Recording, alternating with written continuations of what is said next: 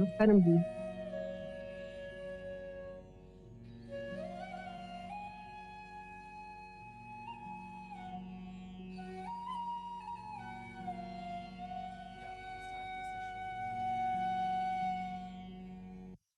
Agenda slide. So in the varam we'll start with prayer and 194th குறள் பார்க்கணும். Then Kalika Ashtakam 5 stanza complete பண்ணிருக்கோம். Remaining stanzas இன்னைக்கு அஜெண்டால இருக்கு. Then we will end with Muruganantham. இதுதான் இந்த வாரத்துக்கான agenda. So for prayer and Thirukkural Girija மாமி நமஸ்காரம். நீங்க 2 times சொல்லிடுங்க prayer. நமஸ்காரம். நமஸ்காரம் மாமி. गजाननं भूतगणातिसेवितं कपिस्तजम्बो फलसारभक्षितम् उमासुतं शोकविनाशकारणं नमामि विघ्नेश्वरपादपङ्कजं नमामि विघ्नेश्वरपादपङ्कजम्. Thank you மாமி. இந்த வாரத்துக்கான திருக்குறள்.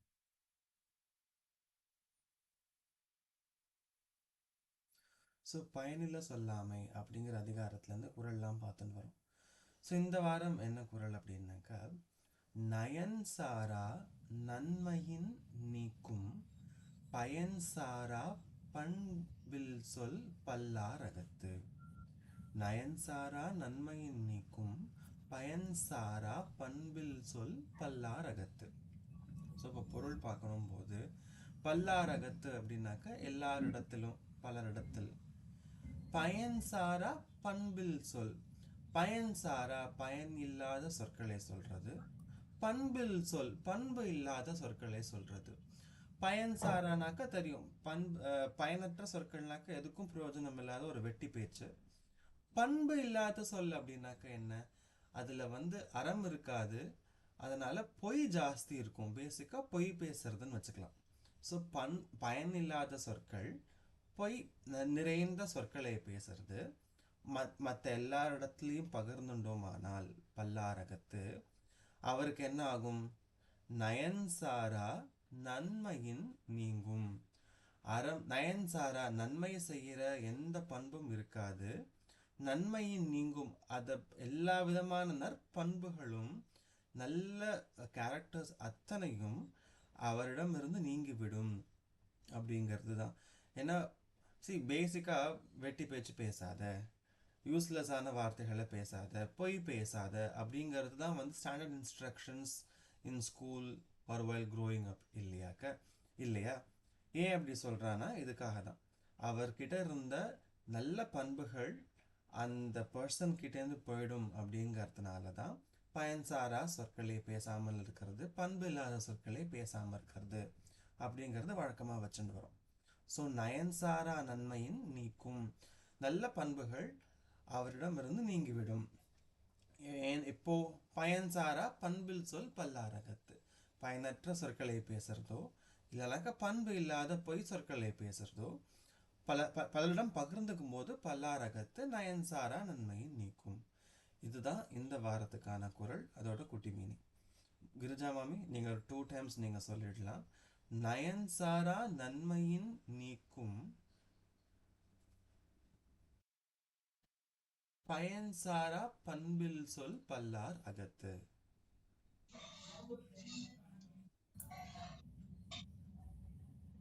யார் சொல்லணும்? நானா? ஆமா மாமி, எஸ். நயன்சாரா நன்மையின் நீக்கும் பயன்சாரா பண்பில் சொல் பல்லாரகத்து. நயன்சாரா நன்மையின் நீக்கும் பயன்சாரா பண்பில் சொல் பல்லாரகத்து. தேங்க்யூ மாமி. அடுத்த agenda Kalika Ashtakam. Straighta you can go to the 6th stanza. ஜி வீடியோ இது பண்ணிருக்கீங்களா? இல்ல எனக்கு இது வரல, அந்த வேர்டிங்ஸ் அதெல்லாம், அதான் கேட்டேன். நீங்க டிஸ்கனெக்ட் பண்ணிட்டு திரும்ப கனெக்ட் பண்ணி பாருங்க மாமி. Okay okay okay okay. So Kalika Ashtakam Adishankarar எழுதினது. அதில் வந்து தியான ஸ்லோகங்கள் 3 பார்த்ததுக்கு அப்புறமா 5 ஸ்டான்ஸாக நம்ம கவர் பண்ணியிருக்கோம். இன்னைக்கு 6 and 7 பிளானில் இருக்கு. Depending on the time you may also finish the 8வது ஸ்டான்ஸா. ஸோ 6வது ஸ்டான்ஸா நான் சொல்லிடுறேன். மீனிங் பார்த்ததுக்கு அப்புறமா ஐ ரெக்வெஸ்ட் ஸ்ரீதலா மாமி to join me for the 6th stanza. So 6th stanza. महामेघकाली सुरक्तापि शुभ्रा कदाचिद् विचित्रा कृतिर्योगमाया न बाला न वृद्धा न कामातुरापि स्वरूपं त्वदीयं न विन्दन्ति देवाः. இன்னொரு தடவை. महामेघकाली सुरक्तापि शुभ्रा कदाचिद् विचित्रा कृतिर्योगमाया न भाला न वृद्धा न कामातुरापि स्वरूपं त्वदीयं न विन्दन्ति देवाः. போன ஸ்டான்ஸா வரைக்கும் காளி எப்பேற்பட்டவள், அவளுடைய கேரக்டரிஸ்டிக்ஸ் என்ன, அவளை யாரெல்லாம் வேண்டிக்கிறா, அதனால் என்ன பயன் கிடைக்கிறது, அப்படி எல்லாத்தையும் பார்த்துட்டே வரும்போது அதே ஆர்டர் அதே ரொட்டீனில் இந்த 6வது ஸ்டான்ஸாலையும் காளி எப்படி இருக்கா, ஆனால் அவளை யாரால் புரிஞ்சுக்க முடியல அப்படிங்கிறது. ஸ்வரூபம் துவதீயம் ந விந்தந்தி தேவாஹா. இந்த மனுஷாள் தன்மைக்கு அப்பாற்பட்டது தேவர்களால் கூட புரிஞ்சுக்க முடியாத அந்த காளி அவள் எப்பேற்பட்டவள் அப்படிங்கிறத ஃபர்ஸ்ட் த்ரீ லைனில் சொல்கிற. மகா மேக காளி சுரக்தாபி சுப்ரா கதாச்சித் விசித்ரா கிருதிர் யோகமாயா. இந்த 2 லைனையும் சேர்த்து பார்க்கலாம். மகா மேக காளி சுரக்தாபி சுப்ரா. ஸோ இந்த இடத்துல அந்த காளி எப்படியெல்லாம் இருக்கா அப்படின்னாக்கா, மகா மேகம், அதாவது மகான பெருசு, மேகம்னா மேகம், அதாவது எல்லாத்தையும் தனக்குள்ள வச்சுட்டு கார் மேகம் சூழ்ந்துட்டு வரும்னு சொல்லுவோம். ஞாபகம் இருக்கா அவங்க எல்லாருக்கும்? இருட்டிண்டு வருதுன்னு சொல்லிடுவாரு. அந்த மாதிரி ஒரு டார்க்கான ஒரு காம்ப்ளெக்ஷன்ல காளி கருப்பா இருக்கா. கருப்பா மட்டும்தான் இருக்காளா அப்படின்னாக்க, அடுத்தது சொல்ற சுரக்தா. சுரக்த நல்ல ஒரு பிரைட், ஒரு பளிச் ரெட், பிளட் ரெட்டா அவ அந்த கலர்லயும் இருக்கா. அதோட நிறுத்துறாரா? இல்லை. சுப்ரா, அவர் பளிச்சுன்னு ஒயிட்டாகவும் இருக்கா, வெண்மையாகவும் இருக்கா அப்படிங்கிறா. ஸோ மகா மேக காளி சுரக்தாபி சுப்ரா, இந்த மாதிரி வெவ்வேறு கலர்ல, கதாச்சித் சில நேரங்கள்ல, விசித்திர ஆக்ருதி யோகமாயா, ஒரு நேரத்திலையும் ஒரு கலர்ல இருக்கா. ஏன்னா அவதான் விசித்திர ஆக்ருதி யோகமாயா. அவளுடைய ஃபார்ம் வந்து எப்படின்னாக்க விசித்திர, பல்வேறு, ஆக்ருத்தினா ஃபார்ம், அவளுடைய ரூபம், யோகமாயா ஏன்னா அவள்கிட்ட தான் இந்த பிரபஞ்சமே வந்தது. பிரபஞ்சத்துல ஒருத்தருக்கு ஒரு குணம், ஒருத்தருக்கு ஒரு நிறம். அப்ப அந்த காளி எப்படி இருப்பா? அவளும் ஒரு நேரத்துல ஒரு கலர்லயும் ஒரு ரூபத்திலையும் ஒரு நேரத்துக்கு ஏத்தாறு மாதிரி அவ மாறிண்டே இருக்கா. அவளுக்கு இதுதான் கலர் அப்படிங்கிறது கிடையாது. She is sometimes black, she is sometimes சுரக்தா, நல்ல பிளட் ரெட், சில நேரங்கள்ல சுப்ரா, நல்ல வெண்மையாகவும் இருக்கா. அடுத்தது கலர்ஸ் எல்லாம் சொல்லியாச்சு, ஃபார்ம்ஸ் எல்லாம் சொல்லணும் இல்லையாக்க. ந அப்படின்னா அவ கிடையாது. என்னென்ன கிடையாது?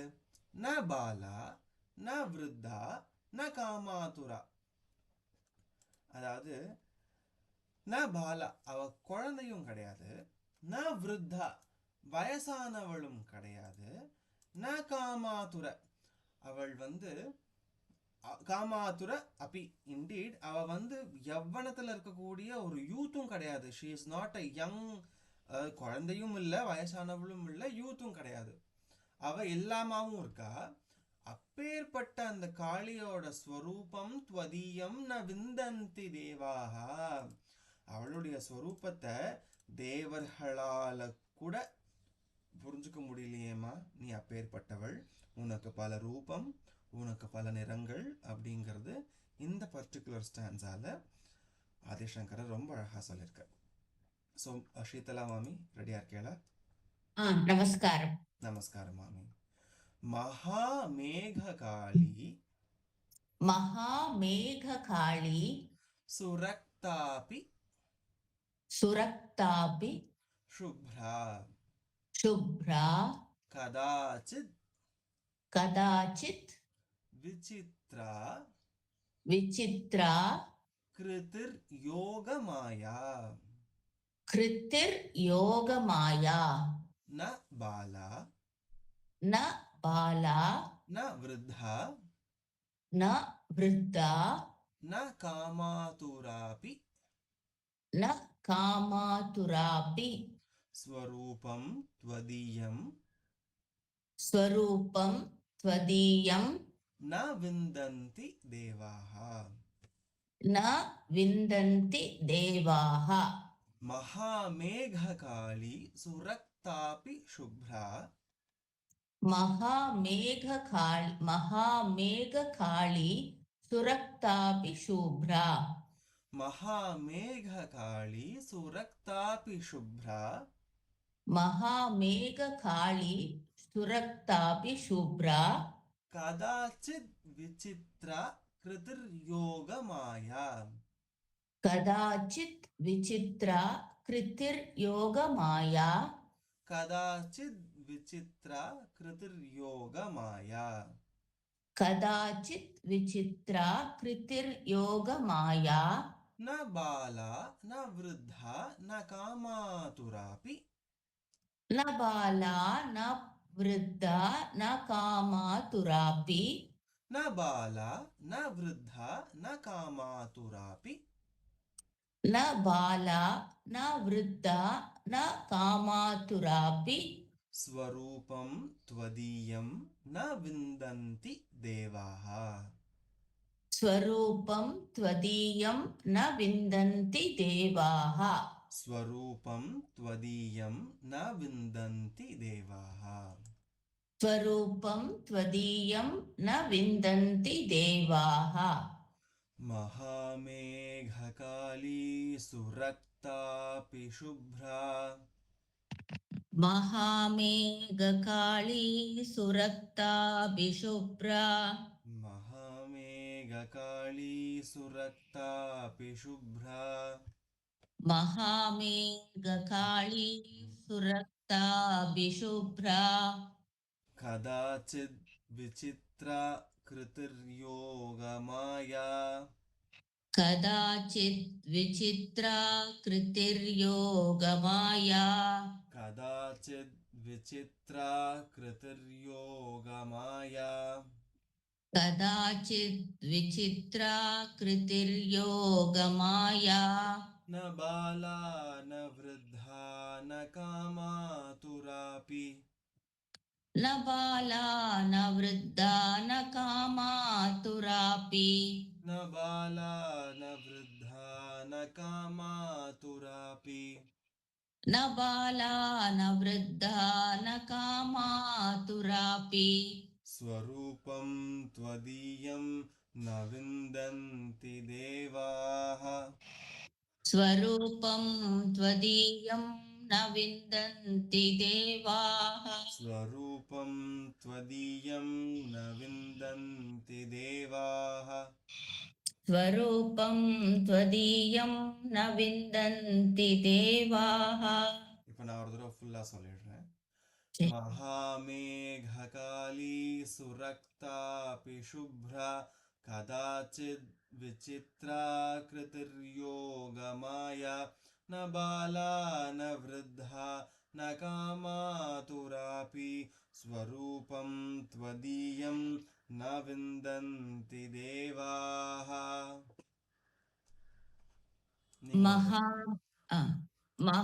महामेघकाळी सुरक्ताभिशुभ्रा कदाचित् विचित्रा कृतिर्योगमाया न बाला न वृद्धा न कामातुरापि स्वरूपं त्वदीयं न विन्दन्ति देवाः.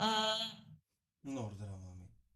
महामेघकाळी सुरक्ताभिशुभ्रा कदाचित् विचित्रा कृतिर्योगमाया न बाला न वृद्धा न कामातुरापि स्वरूपं त्वदीयं न विन्दन्ति देवाः.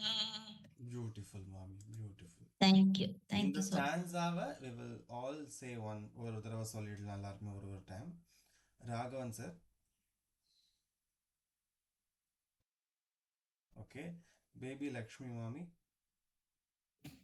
नमस्ते जी. Namaskar. महामेघकाली सुरक्ता विशुभ्रा कदाचित् विचित्रा कृतिर्योगमाया न बाल न बाला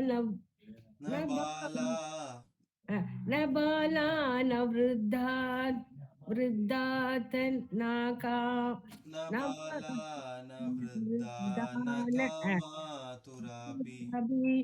बाला न वृद्धा न कामातुराभि स्वरूपं द्वितीयं न विन्दन्ति देवाः. स्वरूपं त्वदीयं न विन्दन्ति देवाः.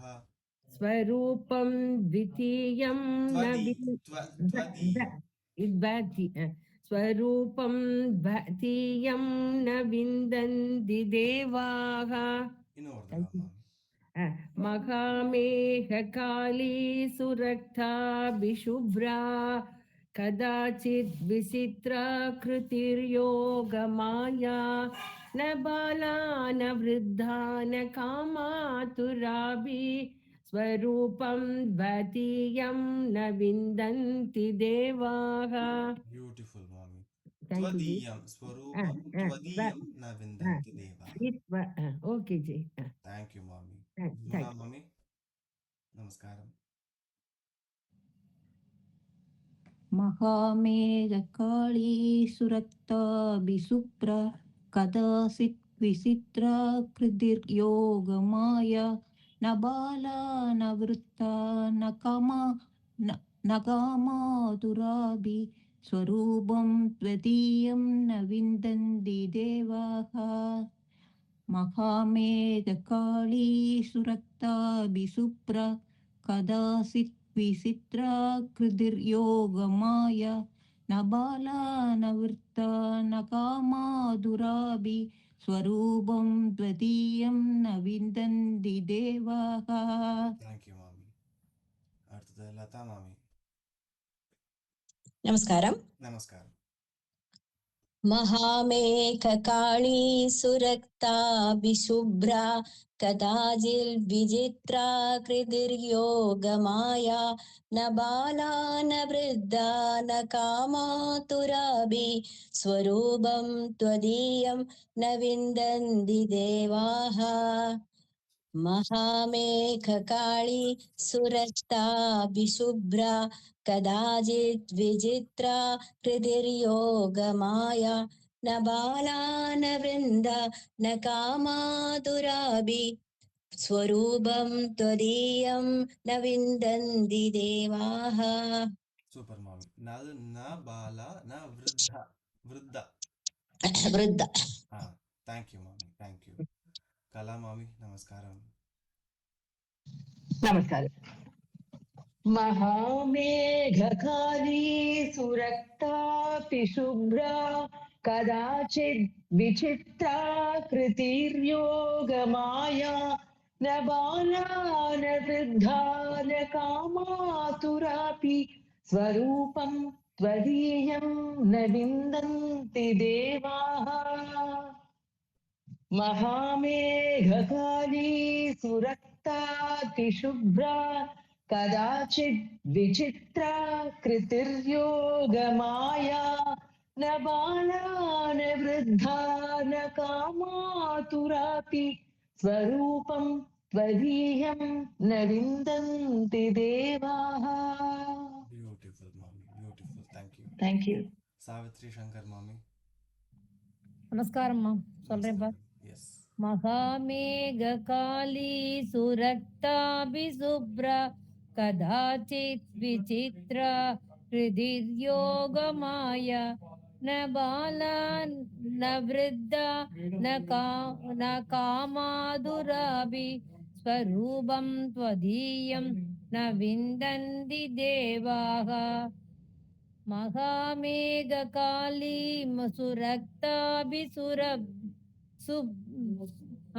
महामेघकाली सुरक्ताभि शुभ्रा कदाचित् विचित्रा हृदिर्योगमाया न बाला न वृद्धा न कामादुराभि स्वरूपं त्वदीयं न विन्दन्ति देवाः धन्यवाद மாமி பியூட்டிஃபுல். அடுத்தது சித்ரா கார்த்திக் மாமி. நமஸ்காரம். நான் இன்னைக்கு மியூட்ல இருக்கேன். ஓகே மாமி, நோ இஷ்யூஸ். ஓகே. நான் ஒரு தடவை சொல்லிடுறேன், இன்னும் 2 பேர் இருக்கா அதுக்கப்புறம். மகாமேககாளி சுரக்தாபி சுப்ரா கதாச்சித் விசித்ரா கிருதிர்யோகமாயா ந பாலா ந விருத்தா ந காமாதுராபி ஸ்வரூபம் த்வதீயம் ந விந்தந்தி தேவாः. பூர்ணிமா மாமி. नमस्ते. महामेघकाली शुरक्ताभिशुभ्रा कदाचित् विचित्रा कृतिर्योगमाया न बाला न वृत्ता न कामातुराभि स्वरूपं त्वदीयं विन्दन्ति देवाः. न विन्दन्ति देवाः. सर न विन्दन्ति देवाः. न विन्दन्ति देवाः. महामेघकाली शुरक्ताभिशुभ्रा कदाचित् विचित्रा कृतिर्योगमाया न बाला न वृत्ता न कामातुराभि स्वरूपं त्वदीयं न विन्दन्ति देवाः. பியூட்டிஃபுல். இந்த இடத்துல நான் விந்தந்திங்கிறது தான் ஸ்பெஷல். அதாவது ஒரு ஸ்டான்ஸாலையும் ஆதிசங்கரர் வந்து காளி இப்படிதான் சொல்லிட்டு வர்றார். அவர் வந்து அவ கருப்பா இருக்கா, தலைமுடி விரிச்சுன்னு இருக்கா, அவள் பேர்பட்டவா அப்பேற்பட்டவா, அவள் தான் ஆம்னி ப்ரெசன்ட், அவள்கிட்டருந்து தான் எல்லாமே வந்தது, அவள் தான் யோகமாயான்னு சொல்லிகிட்டே வந்துருக்கார் ஒரு ஸ்டான்ஸாலையும்.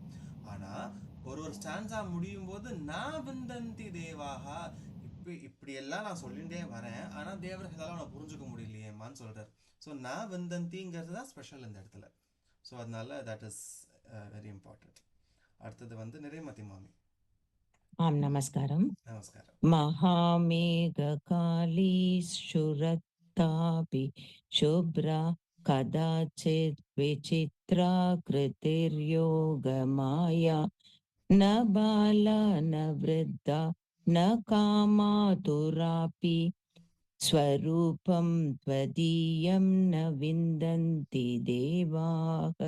Brilliant. One more. महामेघकाली शुरक्तापि शुभ्रा कदाचित् विचित्रा कृतिर्योग माया न बाला न वृद्धा न कामातुरापि स्वरूपं त्वदीयं न विन्दन्ति देवाः. Beautiful. Beautiful. Thank you, sir. Srimathi மாமி. நமஸ்காரம் எல்லாருக்கும். நமஸ்காரம். महामेघकाली सुरक्तापि शुभ्रा कदाचिद् विचित्रा कृतिर्योगमाया न बाला न वृद्धा न कामातुरापि स्वरूपं त्वदीयं विन्दन्ति देवा न विन्दन्ति देवाः. महामेघकाली सुरक्तापि शुभ्रा कदाचित् विचित्रा कृतिर्योग माया न बाला न वृद्धा न कामातुरापि स्वरूपं त्वदीयं न विन्दन्ति देवाः. Excellent. Excellent. Thank you, mom. Thank you. Thank வேற you. யாராவது மிஸ் பண்ணிருக்கேன் நான் கூப்பிடாம. I am going to move to the next stanza. நமஸ்காரம். நான் Okay. Yes, mom. Please. Yeah. महामेघकाली सुरक्तापि शुभ्रा कदाचित् विचित्राकृतिर्योगमाया न बाला न वृद्धा न कामातुरापि स्वरूपं त्वदीयं न विन्दन्ति देवाः महामेघकाली सुरक्तापि शुभ्रा कदाचित् विचित्रा कृतिर्योगमाया न बाला न वृद्धा न कामातुरापि स्वरूपं त्वदीयं न विन्दन्ति देवाः. Beautiful, beautiful. Thank you, mommy. ரெண்டு பேர் இருக்கா பாலா. யார்? ஓகே. சரஸ்வதி செந்தில்நாதன் மேம். சரஸ்வதி மாமி. நமஸ்காரம். நமஸ்காரம். महामेघकाली सुरक्ताभिशुभ्रा कदाचिद् विचित्रा हृदिर्योगमाया न बाला न वृद्धा न कामातुरापि स्वरूपं त्वदीयं न विन्दन्ति देवाः महामेघकाली सुरक्ताभिशुभ्रा कदाचिद् विचित्रा हृदिर्योगमाया न बाला न वृद्धा न कामातुरापि स्वरूपं त्वदीयं न विन्दन्ति देवाः. Beautiful, mommy. Thank you. Thank you. அடுத்தது வந்து உஷா மாமி. महामेघकाली सुरक्ता विशुभ्रा कदाचित् विचित्रा कृतिर्योगमाया न बाला न वृद्धा न कामातुरापि स्वरूपं त्वदीयं न विन्दन्ति देवाः महामेघकाली सुरक्ता विशुभ्रा कदाचित् विचित्रा कृतिर्योगमाया न बाला न वृद्धा न कामातुरापि स्वरूपं त्वदीयं न विन्दन्ति देवाः. Excellent. Thank you, mommy. இப்போ அடுத்த ஸ்டான்ஸா ஏழாவது. இது வந்து it's a very beautiful stanza. ஏன்னாக்க ஸ்டார்டிங்கே வந்து க்ஷமாஸ்வாபராதம் அப்படின்னு ஆரம்பிக்கிற ஒரு பர்டிகுலர் ஸ்தோத்திரம் ஸ்டான்ஸா ஏங்கிறத பார்க்கலாம். I will say the full stanza once. You will see the meaning, then you will chant. Kshamaswaparadham mahaguptabhavam maya lokamadhye prakashit kritam yat tavadhyanaputena chapalya bhavat swarupam twadiyam navindanti devaha. क्षमास्वापराधं महागुप्तभावं मया लोकमध्ये प्रकाशित कृतं यत् तव ध्यानपूतेन चापल्यभावात् स्वरूपं त्वदीयं न विन्दन्ति देवाः. ஸ்வரூபம் त्वदीयं न विन्दन्ति देवाः. உன்னுடைய ஸ்வரூபத்தை உன்னுடைய கேரக்டரிஸ்டிக்ஸை தேவர்களால் கூட புரிஞ்சுக்க முடியல. அப்பேற்பட்டவள் நீ. உன்கிட்ட நான் என்ன சொல்ல வரேன் அப்படிங்கிறத வந்து அந்த ஆதிசங்கரர் தன்னுடைய அழகான வரிகள் யூஸ் பண்ணியிருக்கார். க்ஷமா ஸ்வாபராதம். க்ஷமா அபராதம், அதாவது என்னுடைய மிஸ்டேக்கை நீ மன்னிச்சுக்கோமா, ப்ளீஸ் ஃபர்கிவ் மை மிஸ்டேக்ஸ். க்ஷமா என்னை மன்னிச்சுடு. ஏன் என்ன மிஸ்டேக் பண்ணார் அப்படின்னாக்க, மகா குப்த பாவம் மயா லோக மத்தியே பிரகாஷித் கிருதம் யத். அதாவது உன்னுடைய மகா குப்த பாவம், நீ யூ ஆர் அ சீக்ரெட். நீ வந்து மகான பெரிய ஒரு குப்தனாக்க சீக்ரெட்டான ஒன்று, பாவம்னா அவளுடைய நேச்சர். உன்னுடைய கேரக்டரிஸ்டிக்ஸ் எல்லாம் வந்து ரொம்ப சீக்ரெட்டாக இருக்கக்கூடியவள் நீ. நீ எல்லா இடத்துலையும் இருக்க, எல்லார்கிட்டையும் இருக்க, உங்கள்கிட்டேருந்து தான் எல்லாரும் வந்தா அப்படின்னா கூட you are very very secretly kept hidden GeM. அவளை லோக மத்தியே, இந்த லோகத்துக்கு மத்தியில பிரகாஷித் கிருதம் எது, நீ யாரு அப்படிங்கிறத இந்த லோகத்துக்கு, இந்த லோக மத்தியே, இந்த லோகத்துல இருக்கிற எல்லார்கிட்டையும் பிரகாஷித் நீ யாருன்னு நான் சொல்லிட்டேன், நீ எப்படி இருப்பேன்னு சொல்லிட்டேன், உன்னுடைய தியான ஸ்லோகங்கள் 3ல் நீ எப்படி எல்லாம் இருக்கன்னு சொல்லிட்டேன், உன்னுடைய கேரக்டரிஸ்டிக்ஸ் எல்லாம் என்னங்கிறத அடுத்த ஸ்லோகங்களில் சொன்னேன், உன்னை யாரெல்லாம் வேண்டின்னு இருக்கான்னு சொன்னேன், உன்னை வேண்டிண்டு தியானம் பண்ணால் அவளுக்கு என்ன கிடைக்கும் அப்படியெல்லாம் சொன்னேன். நான் உன்னுடைய குப்த பாவத்தை ரிவீல் பண்ணிட்டேம்மா, ப்ளீஸ் என்னை மன்னிச்சுக்கோ அப்படின்னு ஆரம்பிக்கிறேன். எப்படி ரிவீல் பண்ணார்? தேவர்களால் கூட புரிஞ்சுக்க முடியலையே, இவர் மனுஷனா பிறந்தவர், obviously he is Lord Shiva himself. இருந்தாலும் மனுஷனா பிறந்ததுனால அவருக்கு இருக்க தோஷங்கள் இருக்கும் இல்லையா, அந்த தோஷங்களெல்லாம் மீறி இவர் எப்படி புரிஞ்சுண்டார் அப்படிங்கிறத அடுத்த லைன்ல சொல்றார். தவ தியான பூத்தேன, ஒன்ன தியான பூத்த தியானம் பண்ணினேன், அதாவது தியானம் பண்ணேன்னு மட்டும் சொல்லாம பூத்தேனன்னு ஒரு அட்ஜெக்டிவ், அதாவது உன்னை மட்டுமே நினைச்சுட்டு தியானம் பண்ணினேன், எந்த டிஸ்ட்ராக்ஷன்ஸும் இல்லாம. It's a very pure and pure தியானம், வேற எந்த டிஸ்ட்ராக்ஷன்ஸும் கிடையாது. தியான பூத்தேன, அப்படி தியானம் பண்ணும்போது என்ன ஆச்சா, அம்பாள் ரிவீல் பண்ணினாரா. அப்போ அவருடைய பாவம் எப்படி இருக்குனாக்கா சாப்பல்ய பாவாத். அப்போ அவருடைய நேச்சர், அவருடைய கேரக்டர் எப்படி இருந்ததுனாக்கா சாப்பல்ய அப்படின்னாக்கா ஒரு அன்ஸ்டெடினஸ். ஆனால் அந்த அன்ஸ்டெடினஸ் எப்படி இருக்கும் அப்படின்னாக்கா, ஒரு குழந்தை அஜிடேட் ஆனால் ஒரு சூப்பராக பயங்கர எக்ஸைட் ஆனால் எப்படி இருக்கும், அதாவது ஒரு குழந்தைகிட்ட பேசிகிட்டே இருக்கும். நம்ம எக்ஸாம்பிள், பேசிக் எக்ஸாம்பிள், ஒரு சாக்லேட்டோ இல்லை ஒரு கிரையான் பென்சிலோ ஒரு பேப்பரோ பேனாவோ கொடுத்தாக்க இட் கெட்ஸ் எக்ஸைட்டட். அதுக்கு மேலே ஒரு பியூர் ஜாய் கிடையாது. நீங்கள் 1 கிலோ தங்கம் கொடுத்தாலும் சரி, ஒரு சாக்லேட் கொடுத்தாலும் சரி, it will choose a chocolate. அந்த மாதிரி ஒரு excitement in a very good way.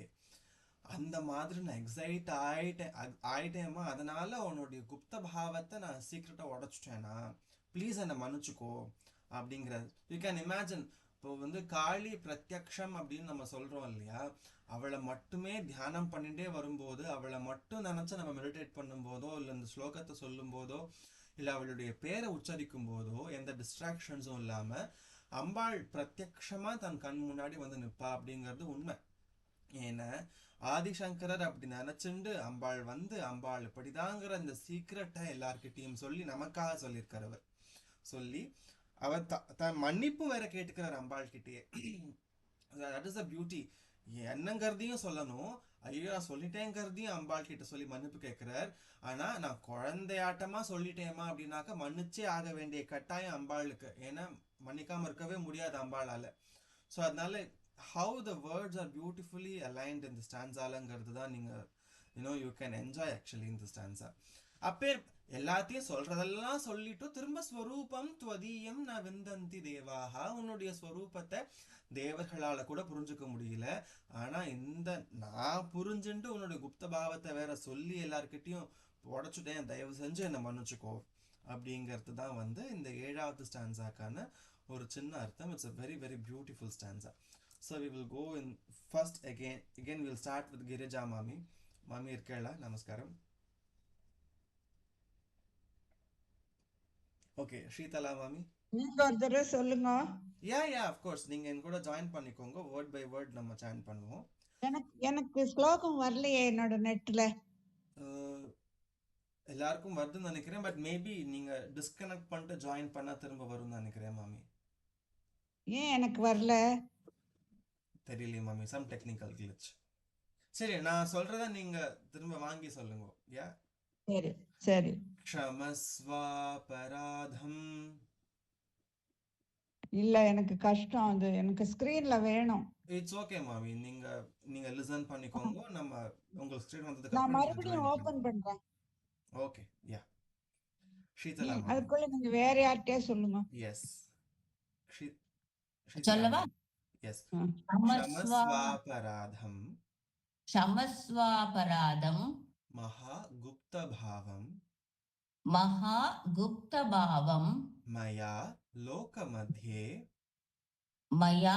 லோகமத்யே பிரகாஷித் கிருதம் யத். பிரகாஷிக்ருதம் யத். பிரகாஷிக்ருதம் யத். தவ தியானபூதேன. தவ ध्यानपूतेन चापल्यभावात् चापल्यभावात् स्वरूपं त्वदीयं स्वरूपं त्वदीयं न विन्दन्ति देवाः। न विन्दन्ति देवाः। क्षमस्वापराधं महागुप्तभावं क्षमस्वापराधं महागुप्तभावं मया लोकमध्ये प्रकाशीकृतं यत् मया लोकमध्ये प्रकाशीकृतं यत् तव ध्यानपूतेन चापल्यभावात् तव ध्यानपूतेन चापल्यभावात् स्वरूपं त्वदीयं न विन्दन्ति देवाः। स्वरूपं त्वदीयं न विन्दन्ति देवाः। क्षमस्वापराधं महागुप्तभावं क्षमस्वापराधं महागुप्तभावं क्षमस्वापराधं महागुप्तभावं क्षमस्वापराधं महागुप्तभावं मया लोकमध्ये प्रकाशीकृतं यत् मया लोकमध्ये प्रकाशीकृतं यत् मया लोकमध्ये प्रकाशीकृतं यत् मया लोकमध्ये प्रकाशीकृतं यत् तव ध्यानपूतेन चापल्यभावात् तव ध्यानपूतेन चापल्यभावात् तव ध्यानपूतेन चापल्यभावात् तव ध्यानपूतेन चापल्यभावात् स्वरूपं त्वदीयं न विन्दन्ति देवाः। स्वरूपं त्वदीयं न विन्दन्ति देवाः। स्वरूपं त्वदीयं न विन्दन्ति देवाः। स्वरूपं त्वदीयं न विन्दन्ति देवाः। நான் ஒரு தடவை ஃபுல்லா சொல்லிடுறேன். क्षमस्वापराधं महागुप्तभावं मया लोकमध्ये प्रकाशीकृतं यत् तव ध्यानपूतेन चापल्यभावात् स्वरूपं त्वदीयं न विन्दन्ति देवाः। क्षमस्वापराधं महागुप्तभावं मया लोकमध्ये प्रकाशीकृतं यत् तव ध्यानपूतेन चापल्यभावात् स्वरूपं त्वदीयं न विन्दन्ति देवाः। Beautiful. One more time. நமஸ்காரம் நமஸ்காரம் நான் இப்ப சொல்லட்டுமா? மாமி ஒரு தடவை சொல்லி முடிச்சதுக்கு அப்புறம் நீங்க ஜாயின் பண்ணிக்கோங்க மாமி. சொல்லட்டுமா? ஷீதலா மாமி ஒன் டைம் சொல்லி முடிச்சிடட்டும், அதுக்கப்புறம் நீங்க ஜாயின் பண்ணிக்கோங்க. Yes, okay okay. क्षमस्वापराधं महागुप्तभावं मया लोकमध्ये प्रकाशीकृतं यत् तव ध्यानपूतेन चापल्यभावात् स्वरूपं त्वदीयं न विन्दन्ति देवाः। Thank you மாமி. கிரிஜா மாமி நீங்க சொல்லிடுங்க. எஸ். யாரு? நீங்க தான் மாமி. எஸ், கிரிஜா மாமி. क्षमस्वापराधं महागुप्तभावं मया लोकमध्ये प्रकाशिकृतं यत् तव ध्यानभूतेन चापल्यभावात् स्वरूपं त्वदीयं विनन्तन्ति देवाः। One more time. சொல்லட்டுமா? One more time. Yes. क्षमस्वापराधं महाबुद्धभावं मया लोकमध्ये प्रकाशिकृतं कृतं यत् तवत्यानभूतेन साफल्यभावात् स्वरूपं त्वदीयं न चिन्तन्ति देवाः. பியூட்டிஃபுல் மாமி, தேங்க்யூ. அடுத்தது வந்து Raghavan sir. Okay, baby Lakshmi மாமி. क्षमस्वापरातं महागुप्तभावं मया लोकमध्ये प्रकाशीकृतं यत् दवत्यानभूतेन चापल्यभावात् स्वरूपं द्वितीयं न विन्दन्ति देवाः. क्षमस्वापराधं महागुप्तभावं मया लोकमध्ये प्रकाशीकृतं यत् दवत्यानभूतेन चापल्यभावात् स्वरूपं द्वितीयं न विन्दन्ति देवाः. பியூட்டிஃபுல் மாமி. Thank you. பூனா மாமி. समश्वाबरादं महागुप्तभावं मया लोकमध्ये प्रकाशीकृतं यत् तवत्यानभूतेन साबल्यभावात् स्वरूपं त्वदीयं न विन्दन्ति देवाः. समस्वाबरादं महागुप्तभावं मया लोकमध्ये प्रकाशीकृतं यत् दवत्यानभूतेन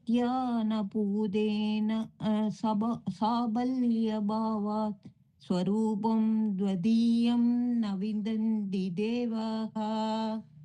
பியூட்டிஃபுல் மாமி. நமஸ்காரம். நமஸ்காரம். அடுத்தது லதா மாமி. சொல்லட்டுமா? Yes ma'am, yes please. क्षमस्वापराधं महागुप्तभावं मया लोकमध्ये प्रकाशीकृतं यत् तव ध्यानपूदेन चापल्यभावात् स्वरूपं त्वदीयं न विन्दन्ति देवाः. क्षमस्वापराधं महागुप्तभावं मया लोकमध्ये प्रकाशीकृतं यत् तव ध्यानपूदेन चापल्यभावात् स्वरूपं त्वदीयं न विन्दन्ति देवाः. பியூட்டிஃபுல் மாமி. Thank you. கலா மாமி. क्षमस्वापराधं महागुप्तभावं मया लोकमध्ये प्रकाशीकृतं यत् तव ध्यानपूतेन चापल्यभावात् स्वरूपं त्वदीयं न विन्दन्ति देवाः. क्षमस्वापराधं महागुप्तभावं मया लोकमध्ये प्रकाशीकृतं यत् तव ध्यानपूतेन चापल्यभावात् स्वरूपं त्वदीयं न विन्दन्ति देवाः. பியூட்டிஃபுல் மாமி. Thank you. சாவித்ரி மாமி. நமஸ்காரம்மா சொல்றேன்ப்பா. क्षमस्वापराधं महागुप्तभावं मया लोकमध्ये प्रकाशीकृतं यत् त्वत्यानभूतेन साबल्यभावात् स्वरूपं त्वदीयं न विन्दन्ति देवाः. क्षमस्वापराधं महागुप्तभावं मया लोकमध्ये प्रकाशीकृतं यत् त्वत्यानभूतेन साबल्यभावात् स्वरूपं त्वदीयं न विन्दन्ति देवाः. ಧನ್ಯವಾದಗಳು. சித்ரா மாமி. நான் மியூட்ல இருக்கேன் இன்னைக்கு. ஓ, ஐ அம் சாரி. யா பூர்ணிமா மாமி.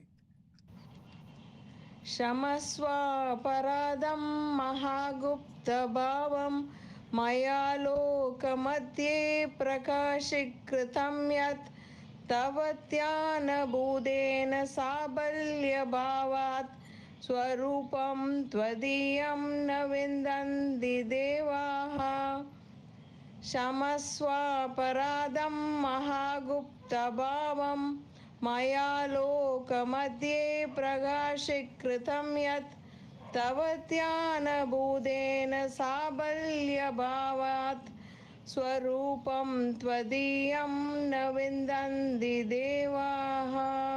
Thank you. Remati Mami. आम् क्षमस्वापराधं महागुप्त भावं मया लोकमध्ये प्रकाशीकृतं यत् तव ध्यानभूते न चापल्यभावात् स्वरूपं त्वदीयं न विन्दन्ति देवाः क्षमस्वापराधं महागुप्तभावं मया लोकमध्ये प्रकाशीकृतं यत् तव ध्यानभूते न चापल्यभावात् स्वरूपं त्वदीयं न विन्दन्ति देवाः. Beautiful. Thank you, Mami. Srimati Mami. नमस्कारं Namaskar. क्षमस्वापराधं महागुप्तभावं मया लोकमध्ये प्रकाशीकृतं यत् तव ध्यानपूतेन चापल्यभावात् स्वरूपं त्वदीयं न विन्दन्ति देवाः क्षमस्वापराधं महागुप्तभावं मया लोकमध्ये प्रकाशीकृतं यत् तव ध्यानपूतेन चापल्यभावात् स्वरूपं त्वदीयं न विन्दन्ति देवाः. Beautiful, Mami. Thank you. Srimati Mami. Saraswati Mami. क्षमस्वापराधं महागुप्तभावं मया लोकमध्ये प्रकाशीकृतं यत् तव ध्यानभूते तचापल्यभावात् स्वरूपं त्वदीयं न विन्दन्ति देवाः क्षमस्वापराधं महागुप्तभावं मया लोकमध्ये प्रकाशीकृतं यत् तव ध्यानभूते न चापल्यभावात् स्वरूपं त्वदीयं न विन्दन्ति देवाः. Thank you, Mami. Usha Thank Mami. you. Usha Mami. Namaskaram. Shashikala Mami. क्षमस्वापराधं महागुप्तभावं मया लोकमध्ये प्रकाशीकृतं यत् तव ध्यानपूतेन चापल्यभावात् स्वरूपं त्वदीयं न विन्दन्ति देवाः क्षमस्वापराधं महागुप्तभावं मया लोकमध्ये प्रकाशीकृतं यत् तव ध्यानपूतेन चापल्यभावात् स्वरूपं त्वदीयं न विन्दन्ति देवाः. Beautiful, Mami. Where I miss Panirkena before I move on? Anybody else wants to repeat? Okay. So, இதுக்கு அப்புறமா எட்டாவது ஸ்டான்ஸா இஸ் பலஸ்ருதி. But I will not cover in this class. ஏன்னா அதுக்கப்புறம் I need one more class to revise all the ஸ்லோகங்கள். ஞான ஸ்லோகம் 3 இந்த 7 வரைக்கும் ஒரு full revision கொடுத்துட்டு I will finish the 8th yeah, okay. No problem. 8th வந்து I will finish it off. So அதனால we will end with Murugan Anthem for today's session. Murugan Anthem. யாராவது ஃபுல்லும் சொல்றேன்னா சொல்றேன். we can. அதான் கேட்டேன் 10 actually. minutes இருக்கு. 10 minutes இருக்கு. யாராவது ஃபுல்லா சொல்றேன்ல till 7. நான் சொல்லட்டுமா? ஸ்ரீமதி மாமி. எஸ். இதுல இருந்து சொல்லணுமா? தியானம்ல இருந்து சொல்லணுமா? சொன்னாலும் ஓகே. ஐ அம் glad. ஓகே. गलद्रक्तमुण्डावली कण्ठमाला महोघोररावा सुदंश्राकराला विवस्त्रा श्मशानालया मुक्तकेशी महाकालकामाकुलाकाली केयं. நூறு வாட்டி சொல்லிட்டா இது கொஞ்சம் சரியா? எஸ்.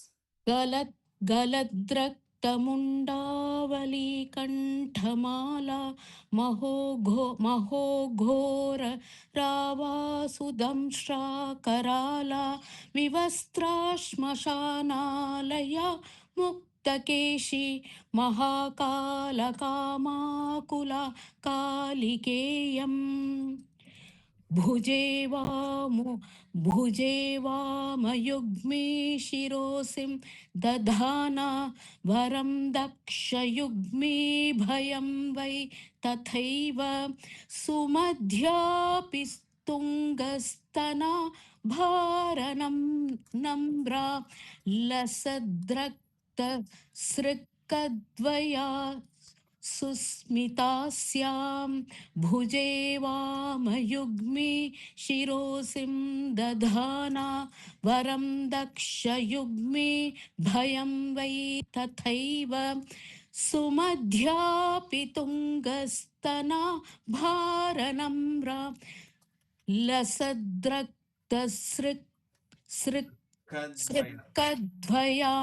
द्वया सुस्मितास्याम्.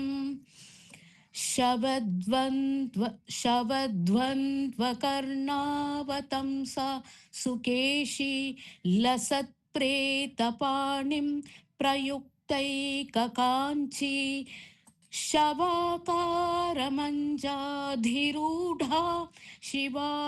शिवाभिश्चतुर्दिक्षु शब्दाय मानाभिरेजे. शवद्वन्द्वकर्णावतंसा सुकेशी लसत्प्रेतपाणिं प्रयुक्तैककाञ्ची शवाकारमञ्चाधिरूढा शिवाभिश्चतुर्दिक्षु शब्दायमानाभिरेजे.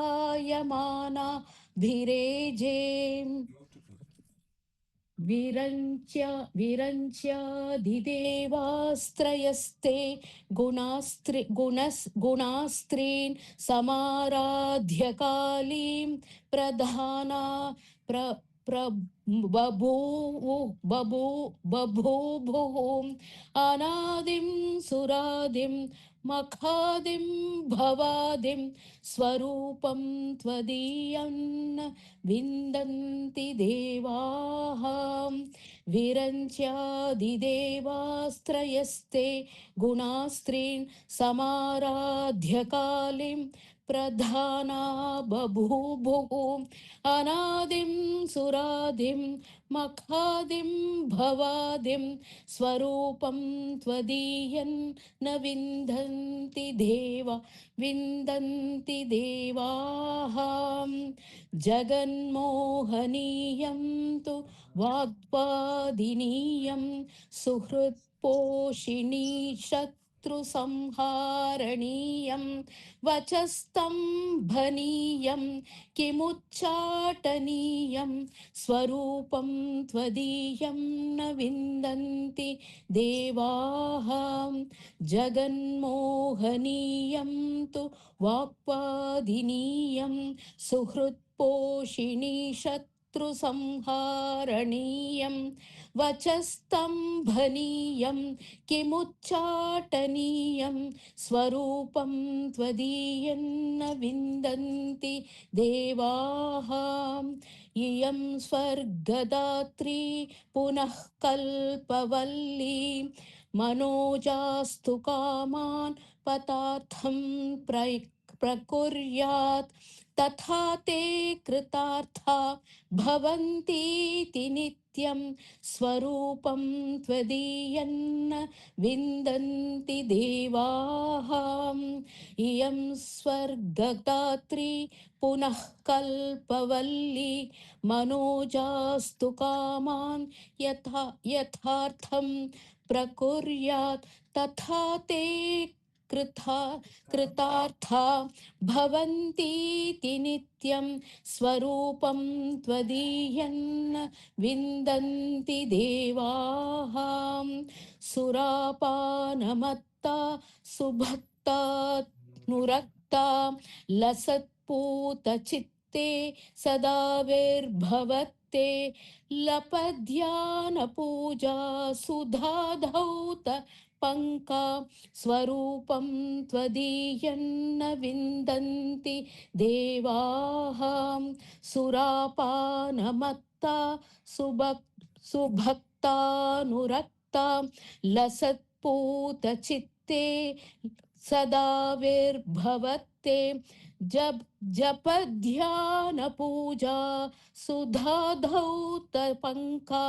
स्वरूपं त्वदीयं न विन्दन्ति देवाः चिदानन्दकन्दं हसन्मन्दमन्दं शरच्चन्द्रकोटिप्रभापुञ्ज बिम्बं मुनीनां कवीनां हृदि द्योतयन्तं स्वरूपं त्वदीयं न विन्दन्ति देवाः चिदानन्दकन्दं हसन्मन्दमन्दं शरच्चन्द्रकोटिप्रभापुञ्ज बिम्बं मुनीनां कवीनां हृदि द्योतयन्तं स्वरूपं त्वदीयन्न विन्दन्ति देवाः महामेघकाली सुरक्तापि शुभ्रा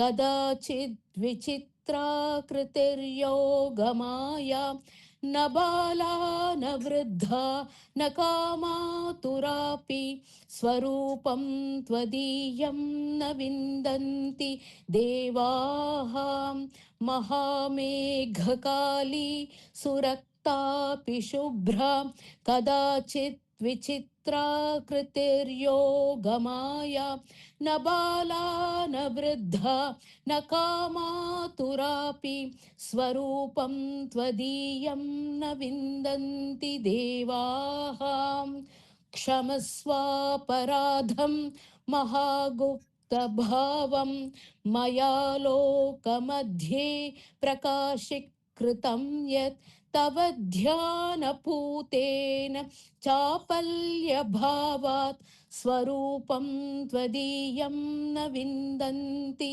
देवाः क्षमस्वापराधं महागुप्तभावं मया लोकमध्ये प्रकाशीकृतं यत् तव ध्यानपूतेन चापल्यभावात् स्वरूपं त्वदीयन्न विन्दन्ति देवाः. Thank you. எக்ஸலண்ட். அதுவும் நீங்கள் ஃபிஃப்த் ஸ்டான்ஸா சொன்னது ரொம்ப நல்லா இருந்துச்சு. சிதானந்த கந்தம் ஹசன் வந்த மந்தம் அவ்வளோ அழகாக இருந்தது. தேங்க்யூ மாமி, thank you. Thank you. I hope நீங்கள் எல்லாம் தியானம் பண்ணிட்டு இருப்பேன்னு நினைக்கிறேன் இந்த நேரத்துக்கு காலியை. We will see the last one next week and we will have one more revision எல்லாருமே சொல்கிற மாதிரி, so that இதுக்கப்புறம் we will revise it maybe after some few months. So அதனால we will have one revision session, then we will complete the 8th stanza. So thank you so much Mami. I am still in that trance. Anyways, Murugan Anthem, any volunteers? என்ன எல்லாருமே cover பண்ணதுனால நான் சொல்லட்டுமா? Yeah, please. சிவகுக குமர பராசலபதியே சீரலை வாயுரை நாதா செந்தூர் செந்தடை பழனாபுரி வாழ் திருவேரகம் உரை கந்தா செங்கதிர் நிகர்த்தணிகாச்சலம் வந்தாய் செம்பழ முதிர்வன என் தாய் தவமருளாரா தாரா தவ முனிவரர் பணி வீரா தாதா கருண சுபோதா ஜெய ஜெய சங்கர பாலகமணியே தாரக மந்திர வினோதா சிவமே சிவமே சிவமே சரவண பவ சிவமே. வேல் முருகனுக்கு அரோகரா. ஆஞ்சநேய சுவாமிக்கு Jai. Jai. Thank you so much. ಧನ್ಯವಾದಗಪ್ಪ ரொம்ப நல்லா இருந்ததுமா. நமஸ்காரம். ரொம்ப நல்லா Thank இருந்தது. you so much. That's very Thank you. நமஸ்காரம். Thank you mom. தேங்க்யூ. நமஸ்காரம். எல்லாருக்கும் புது வருஷம் பகவத் கிருபையோட தொடங்கட்டும். Thank you mommy. Thank you. Thank you.